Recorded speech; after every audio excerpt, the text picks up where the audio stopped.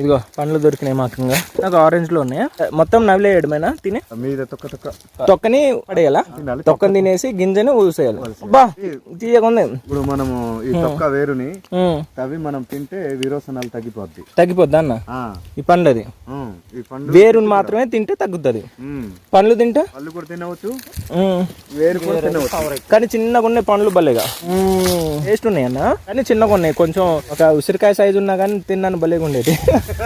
దీని వేరుని వచ్చేసి విరోచనాలకు వాడతారు. విరోచనాలు పడినప్పుడు నేను చాలా మందికి దీన్ని ఇచ్చి ఉన్నాను. దీనికి ఇచ్చినప్పుడు చాలా మంది తగ్గింది అనేసి చెప్పడం, నేను కంటిన్యూగా దీనికి విరోచనాలు పడితే నేను వాడతాను కూడా. మీరు వాడతారు? ఇంకా ఎవరికన్నా ఉందనంటే ఇబ్బంది ఉంటే మాకు విరోచనాలు ఉందంటే మీరు తీసుకొచ్చిస్తారు. ఇస్తాం. భలే ఉంది. ఆకులు కూడా తినడానికి అవుతుందా?